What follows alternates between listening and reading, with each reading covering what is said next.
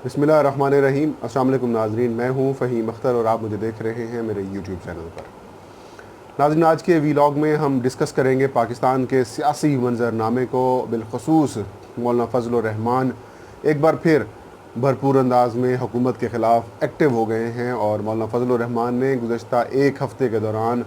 अपनी पार्टी के दो अहम जो इजलास हैं उनकी सदारत की है और इन इजलासों में बड़े अहम फ़ैसले भी किए हैं। मौलाना फजल रहमान ने एक तरफ तो फ़ैसलों में जो है वो उन्होंने फ़ैसले लिए हैं, तो दूसरी जानिब उन्होंने इन इजलासों के दौरान कुछ बातों का एतराफ़ भी किया है और वो जो बातें हैं वो मौलाना फजल रहमान साहब की नाकामी की बातें हैं जो उन्होंने 2019 के आज़ादी मार्च किया और उनकी उसके एवज़ जो यकीन दहानियाँ थी वो अचीव करने में मौलाना फजल रहमान नाकाम हुए हैं। तो इस बात पर उन्हें पशेमानी भी है और वो कह रहे हैं कि अब किसी भरपूर अंदाज में जो है वो तहरीक चलाई जाए या मामलात आगे बढ़ाए जाएँ जिस वजह से वो जो पशेमानी थी उसको दूर किया जा सके। दूसरा, मौलाना फजल रहमान वफाकी हुकूमत गिराने में तो बुरी तरह से नाकाम रहे। वो यकीन दहानियाँ भी पूरी नहीं हो सकें। वो मुतालबात के इंतखाबात कराए जाएंगे, वो मुतालबा कि इंटरम सेटअप लाया जाएगा, इमरान खान से इस्तीफ़ा लिया जाएगा या निके के अब्बे के से इस्तीफ़ा लिया जाएगा, उसमें बुरी तरह से वो कामयाब नहीं हो सके और नाकाम हुए हैं। अब वफाकी हुकूमत की जगह मौलाना फजल रहमान ने अपना हदफ बना लिया है बलूचिस्तान हुकूमत को, वो भी बताएंगे। और मौलाना फजल रहमान अपोजिशन की जो दो बड़ी जमातें हैं उनसे शदीद नाराज़ हैं और अपने तय ये फ़ैसला कर लिया है मौलाना फजल रहमान ने और JUIF ने कि अगर फ्यूचर में कोई मार्च निकाला जाता है, एहतजाजी तहरीक चलाई जाती है, तो उसमें अपोजिशन को शामिल नहीं किया जाएगा। बलूचिस्तान हुकूमत इस वक्त मौलाना फजल रहमान के टारगेट पर है और सफ़ा अव्वल पर है मौलाना फजल रहमान। क्यों मौलाना फजल रहमान बलूचिस्तान हुकूमत के दर पे हैं और बलूचिस्तान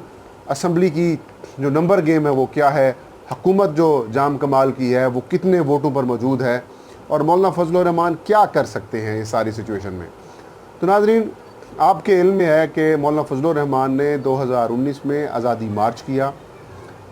कराची से मौलाना फजल रहमान ने अपने इस काफ़िले की क़यादत की, बलूचिस्तान से भी काफ़िले शामिल हुए, सिंध से आते हुए पंजाब में, पंजाब से फिर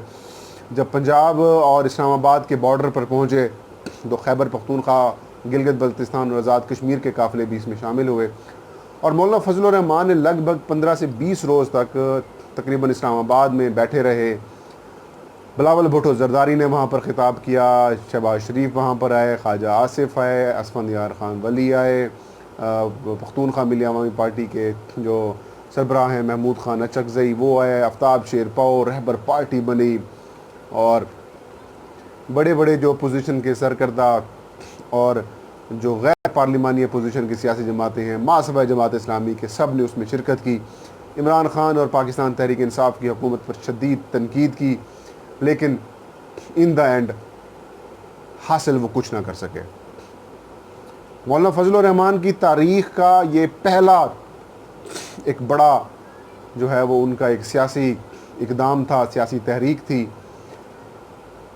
क्राउड के लिहाज से अगर देखें तो अच्छा मजमा था, प्रेशर देखें तो प्रेशर भी अच्छा सस्टेन मतलब डाला उन्होंने, लेकिन मकासद हासिल करने में वो नाकाम रहे और इस बात का बरमला इजहार उन्होंने आजकल अपनी जो पार्टी की दो मुख्तलिफ इजलास हुए हैं, एक पेशावर में हुआ है और एक 2 रोज़ा इजलास इस्लामाबाद में कल और आज हुआ, उसमें उन्होंने इस बात का एतराफ़ किया कि हमें जो यकीन दहानियाँ कराई गई थी और जो हमने मकसद हासिल करना था आज़ादी मार्च का, उसमें हम नाकाम रहे हैं और अब हम एक नए प्लान की तरफ जाएंगे। मौलाना फजल रहमान ने अपने पार्टी कारकुनान को कहा और इस बात पर भी मौलाना फजल रहमान ने मशावरत कर ली है। मेरे ज़राए हैं नाज़रीन JUIF में, वो ये बता रहे हैं कि मौलाना फजल रहमान ने अब इस बात पर कैटेगोरिकली उन्होंने इत्तेफाक करा लिया है और कर लिया है कि मुस्लिम लीग नून और पाकिस्तान पीपल्स पार्टी के बग़ैर अगर उन्हें एहतजाजी तहरीक चलानी पड़ी या फिर एहतजाज करना पड़ा तो वो एहतजाज और तहरीक चलाएँगे। मौलाना फजल रहमान का ये समझना है कि अगर पीपल्स पार्टी और मुस्लिम लीग नून की ये दो सियासी जमातें अपोजिशन के साथ ना होती اور آزادی مارچ میں وہ نہ ہوتی تو یقین دہانیوں کا لیول اور ہوتا. اور ان دونوں سیاسی جماعتوں نے JUIF کا اکابرین کا اور JUIF کے رہنماؤں اور کارکنوں کا یہ سمجھنا ہے کہ ان دونوں بڑی سیاسی جماعتوں کے اوپر نیب کے مختلف مقدمات ہیں. تو اگر اپوزیشن کے ساتھ بات چیت کی کوششیں کی جاتی ہیں تو یہ دونوں سیاسی جماعتیں حکومتی کسی ڈیل میں بھی آمادگی ظاہر کر جاتی ہیں اور یوں اپنے مقاصد کے لیے اپوزیشن کو جو ہے وہ مشکلات کا شکار کر سکتی ہیں اور اپوزیشن کو دھوکہ بھی دے جاتی ہیں. تو یہی وجہ ہے جو رہبر پارٹی بنائی گئی تھی اس میں سے ان دونوں سیاسی جماعتوں کا خارج کر دیا گیا تھا. اب اس بات پہ تو کلیئر ہے کہ مسلم لیگ نون اور پاکستان پیپلز پارٹی سے مولانا فضل الرحمان دلی طور پر ناراض ہیں. ویسے ان کی آج کل بھی ملاقاتیں ہوئی ہیں لیکن اس لیول کی ملاقاتیں نہیں ہیں جس لیول کی ملاقاتیں تصور کی جاتی تھیں یا پھر کی جا رہی تھیں کہ ایک خوفناک اتحاد بنے گا. اور اس وقت یہ حقیقت ہے, میرے بہت سارے جو ویورز ہیں وہ اس بات سے اختلاف کرتے ہیں کہ آپ مولانا فضل الرحمان کو بار بار ہائپ دیتے ہیں. اس میں کوئی ڈاؤٹ نہیں ہے. اس وقت سب سے زیادہ اپوزیشن کی جو موجودہ جماعتیں ہیں ان میں سے اگر دیکھیں تو سب سے زیادہ کراؤڈ پولر جو جماعت ہے وہ مولانا فضل الرحمان کی ہے, JUIF ہے. اس میں کوئی شک نہیں ہے. اس وقت مولانا فضل الرحمان اپوزیشن کا جو ویکیوم ہے, جو اپوزیشن جو لیڈرشپ نہیں ہے, مریم نواز بول نہیں, نواز شریف باہر چلے گئے ہیں, شہباز شریف ڈمی خاموش ہوئے پڑے ہیں, بلاول بھٹو زرداری کی بات کو کوئی سنجیدگی سے نہیں لیتا, تو مولانا فضل الرحمان کراؤڈ پولر بھی ہیں اور اس وقت لوگ اس کی سمجھ رہے ہیں, سن بھی رہے ہیں. تو اس وجہ سے مولانا فضل الرحمان جو ہے وہ اب اس بات پر کلیئر ہو چکے ہیں کہ اپوزیشن کی دو بڑی سیاسی جماعتوں کے بغیر وہ مارکیٹ میں یا احتجاج کرنے کے لیے جائیں گے. اس کے علاوہ ناظرین, مولانا فضل الرحمان نے سینٹ انتخابات پر نظریں جما لی ہیں کیونکہ مارچ 2021 میں یعنی کہ اب سے کچھ 8 سے 9 مہینے کے بعد سینٹ انتخابات کا ایک زبردست قسم کا مقابلہ شروع ہوگا. پاکستان تحریک انصاف کو اگر موجودہ اسمبلیاں برقرار رہیں, اور نہیں لگتا کہ اسمبلیاں جو ہے وہ ختم ہوں گی, اسمبلیاں یہی برقرار رہیں گی, اور ایسا لگ رہا ہے کہ مارچ 2021 کے بعد اپوزیشن کی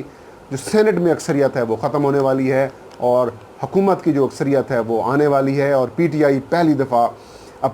سینٹ آف پاکستان میں اکثریتی جماعت بنے گی, اور جو قانون سازی کے حوالے سے جو پریشانی ہے تحریک انصاف کو وہ ختم ہونے والی ہے. اب مولانا فضل الرحمان جو کہ وفاقی حکومت گرانے میں بری طرح سے ناکام رہے, اب انہوں نے نظریں جما لی ہیں بلوچستان کی حکومت پر, کیونکہ بلوچستان سے ان کو سینٹ سے کچھ نہ کچھ شیئر مل سکتا ہے, اور اب جوڑ توڑ جو ہے وہ شروع کرنے کی کوششیں کی جا رہی ہیں, کیونکہ بلوچستان اسمبلی کی کل 65 نشستیں ہیں, اور 65 نشستوں میں سے جو پارٹی پوزیشن ہے اس کے مطابق بلوچستان عوامی پارٹی کی 24 نشستیں ہیں, متحدہ مجلس عمل جس کے سربراہ مولانا فضل الرحمان ہیں ان کی 11 نشستیں ہیں, بلوچستان نیشنل پارٹی مینگل جس کے سردار اختر مینگر سربراہ ہیں ان کی ان کے جو اراکین کی تعداد 10 ہے, پاکستان تحریک انصاف کے اراکین کی تعداد 7 ہے, ANP کی 4 ہے, اور اس کے علاوہ جو ہزارہ ہو گئی ہزارہ ڈیموکریٹک پارٹی, اس کے علاوہ بلوچستان نیشنل پارٹی عوامی, JWP, باقی ملا کر بھی اس طرح سے جماعتیں ہیں. تو اب اپوزیشن اتحاد کی جو نشستیں ہیں وہ 21 ہیں, اور حکومتی اتحاد کی جو نشستیں ہیں وہ تقریباً 42-43 کے قریب بن جاتی ہیں. تو مولانا فضل الرحمان نے یہ ٹارگٹ کیا ہوا ہے کہ بلوچستان عوامی پارٹی کے کچھ لائک مائنڈڈ جو لوگ ہیں ان کو توڑا جائے. CM بلوچستان جام کمال اور جو عبدالقدوس پزنزا جو کہ سپیکر ہیں ان کے درمیان آپس میں نہیں بنتی, تو بلوچستان عوامی پارٹی کے کچھ لوگوں کو شامل کر کے مولانا فضل الرحمان BNP مینگل کو ساتھ ملا کر, ANP کو ساتھ ملا کر,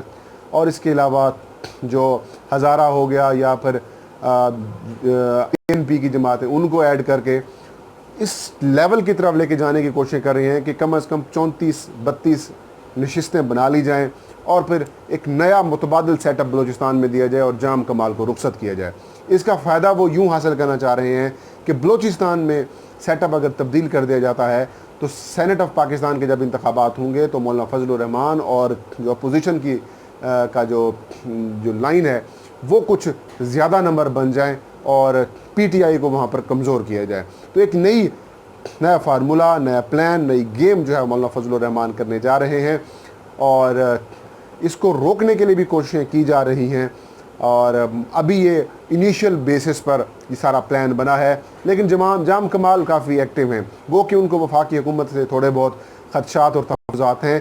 لیکن اختر مینگل کی جماعت جو ہے وہ پاکستان تحریک انصاف کی حکومت سے کافی ناخوش ہے، اور وہ یہ سمجھ رہے ہیں، یہ کہہ رہے ہیں کہ جو حکومت ہے، وفاقی حکومت، وہ